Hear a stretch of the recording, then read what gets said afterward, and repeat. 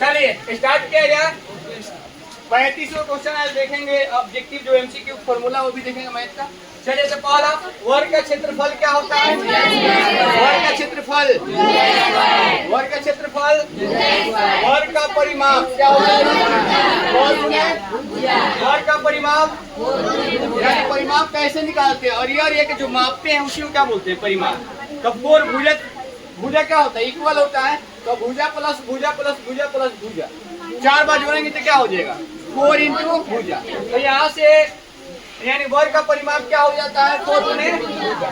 वर्ग का बीकर क्या हो जाएगा? √2 गुने भुजा। √2 गुने क्या चीज? भुजा।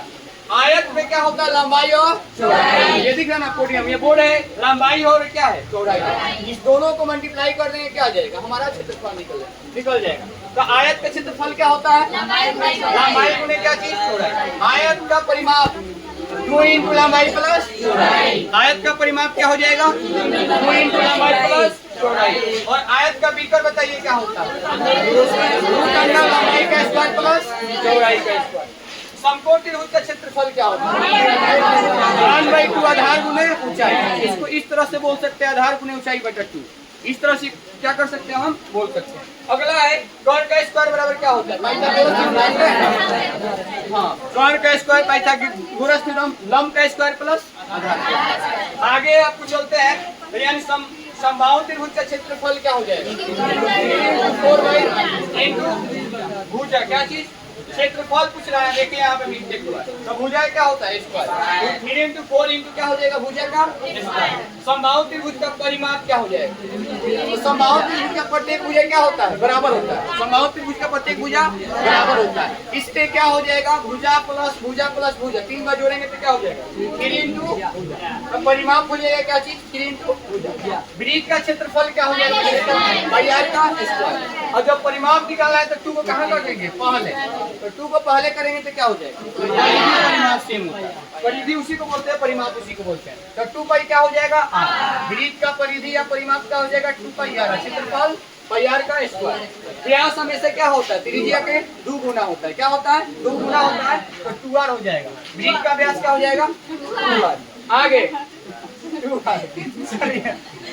आगे वृत्त के केंद्र पर कितना डिग्री कोण बनता है? मतलब वृत्त के केंद्र यहाँ पे कोण कितना बनता है? और चतुर्भुज में चारों कोणों का योग भी कितना होता है? और त्रिभुज में तीनों कोणों का योग कितना होता है? 180। घन का वक्र पृष्ठ क्षेत्रफल, घन मान लेते हैं कमरा है, ऊपर वाला नीचे वाला का हटा दिया तो कितना बनता है? बचता है 7, 4 बचता है।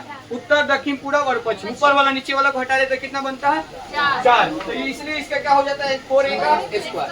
और टोटल को ले लेते 6 हो गया 7, तो क्या हो जाता है? 6a का स्क्वायर। घन का कुल पृष्ठ क्षेत्रफल क्या हो जाएगा? 6a का स्क्वायर, 6a का स्क्वायर। इसका क्या हो जाएगा? यानी देखिए घन का आयतन क्या होता है? लंबाई भी ए है, चौड़ाई भी है और ऊंचाई भी क्या है?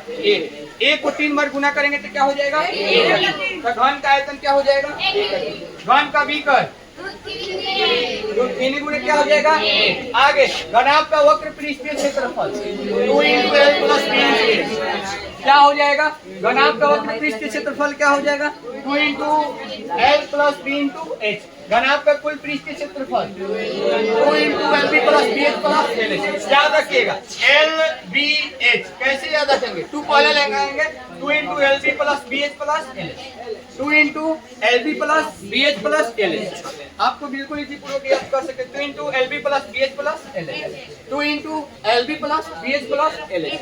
आयतन निकालना हो, तीनों को गुना कर देंगे, तीनों क्या करेंगे? मल्टीप्लाई कर देंगे, आयतन निकल जाएगा। एल गुने बी गुने एच। और बी का निकालना होगा, टोपी पहना कर जोड़ देंगे स्क्वायर करके।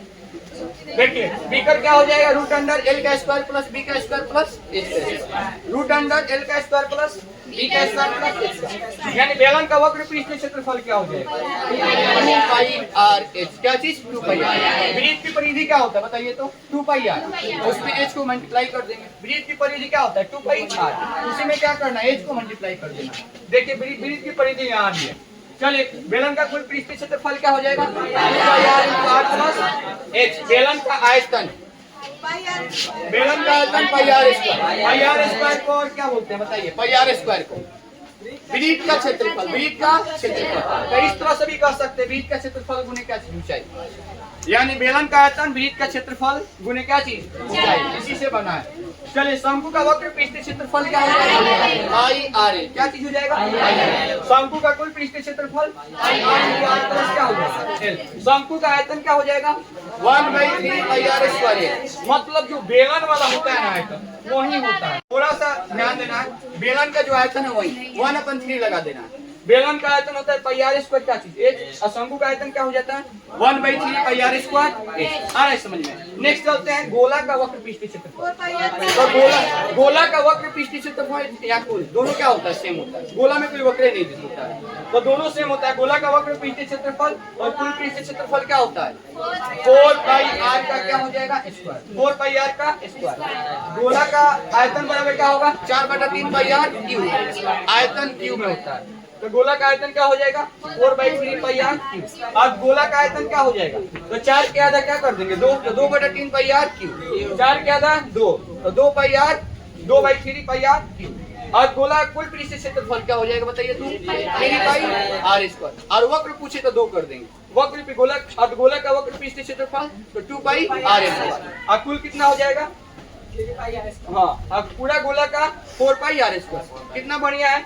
और गोला का वक्र पूछते क्या हो जाएगा 2 पाई आर स्क्वायर। अब कुल पूछेगा तो क्या हो जाएगा 3 पाई आर का स्क्वायर। अब पूरा गोला वाला पूछेगा तो क्या 4 पाई आर स्क्वायर। तो इस तरह से क्या करना, आपको याद करते रहना। एक बार देखिए क्या हो जाएगा, याद होगा। चलिए फिर मिलते हैं नेक्स्ट वीडियो में।